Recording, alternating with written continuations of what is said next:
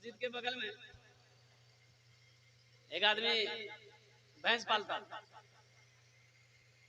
15-20 भैंस, दिन रात भैंस के पीछे। इमाम साहब ने दिन पकड़ा, बोला अल्लाह का बंदा भैंसे के पीछे जिंदगी गुजार लेगा, आखिरत के लिए भी कुछ सोचा, मरना है कि नहीं?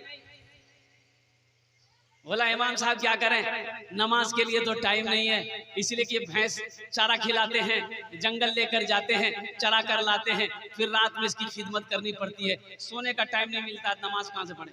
तो इमाम साहब ने कहा कि सुनो, नमाज पढ़ोगे ना अल्लाह तेरी रोजी को बढ़ा देगा। ये जो भैंस दूध देती है ना, जो भैंस 2 किलो देती है वो 3 किलो देने लगे। लालच में आया, बोला जब दूध बढ़ जाए तो फिर हम नमाज नहीं छोड़ेंगे। बोला आ जाओ कल से। फजर की अजान 4 बजे होती थी, 5 बजे होती थी, वो 4 बजे भोर में पहुंचे। फजर की नमाज पढ़ा इमाम साहब के पीछे, जब घर गया देखा एक भैंस मर गई। बोला अल्लाह ये क्या हुआ, अभी तो एक के टाइम का पढ़े हैं। भागा भागा मस्जिद आया, बोला कि इमाम साहब गजब हो गया। बोला क्या हुआ? बोला एक भैंस मर गई। तो इमाम साहब ने समझाया कि अल्लाह तुम्हारा इम्तिहान ले रहा है। क्या तुम घबरा गए? बोला नहीं, हम घबराने वाले नहीं है। बोला जो जोहर की अजान हुई, बड़ा डरते डरते मस्जिद पहुंचा कि कहीं दूसरी भी ना चली जाए। जोहर की नमाज पढ़ के जब घर पहुंचा, इत्तफाकन गई दूसरी भैंस मर गई, सर पकड़ के बैठ गई। बोला बाप रे बाप, 5 वक्त की नमाज है, 5 भैंसियां मर जाएगी। एगो भैंस का बच्चा जो है ना, उसको क्या बोलते हैं हम लोग? बछड़ा। अरे की बोले यहाँ? बछड़ा। वो मां चिल्ला रहा था, ना पानी पिए ना चारा खाए। अब ये भैंस वाला गुस्सा में था ही था, बोला ज्यादा चिल्लाओ मत, ये 2 चली गई है, तुम्हारे लिए फर्ज नहीं पढ़ना पड़ेगा, 2 नफल पढ़ेंगे बस तुम चले जाओ। नमाज के बोलो ना काज আছে, काज के बोलो आमा नामाज আছে, काज के बोलो आमा नामाज আছে। वजू में 4 फर्ज, पहला फर्ज चेहरा धोना, दूसरा फर्ज हाथ धोना, और तीसरा फर्ज जो वजू में है वो सर का मसा करना। सर का क्या करना है? मसा कैसे करोगे?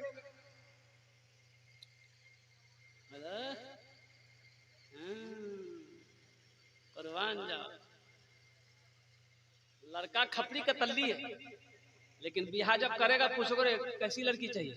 बोले खूबसूरत पहले चाहिए। अब वो खुदे खपड़ी का तल्ली है। लड़का 1 पैर का लंगड़ा है, उससे पूछिए कैसी लड़की चाहिए? बोला ब्यूटीफुल। बताइए, अभी तो आलम यह है, पहले जमाने में लड़का जवान बेटा होता था तो माँ बाप अगर पूछता था बेटा फलां लड़की तुम्हारे लिए देखे हैं, तुम शादी के लिए तैयार हो, तो बेटा शर्म से पानी पानी हो जाता था, सर ऊंचा नहीं उठाता था, भाग जाता था शर्म से। और अभी मोबाइल में लड़की फोटो ला घूमे, अम्मा से बोलेगे कि ब्याह कर, वो बाबा से बोली दी नहीं तो बस। बोला बात सही गलत है? बोलो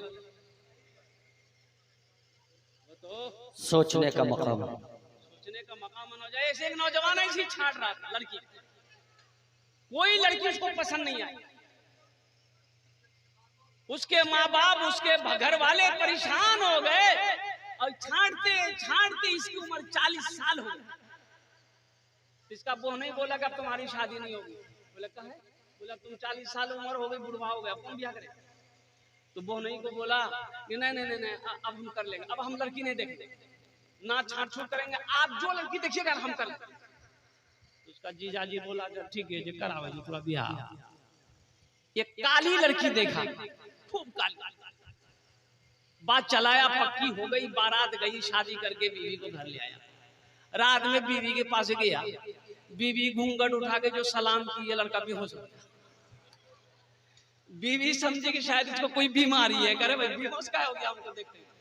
पानी का उठाए गिलास, छीटी, अब बोले कि अरे की बोलो जो तोरा का बेहोश दिलम कुछ पूछे चाहे जला तो पहले बेहोश भाग गया। तो लड़का आंख खोला, बोला जल्दी पूछो नहीं तो फिर बेहोश हो जाएंगे। तो उसकी बीवी पूछी कि देखिए हम यहाँ नहीं नहीं आए हैं, किससे पर्दा करेंगे नहीं करेंगे आप थोड़ा हमको बता दीजिए। तो नौजवान बोला तुम किसी से पर्दा करो या ना करो लेकिन हमसे जरूर पर्दा करना। फिर बेहोश हो गया।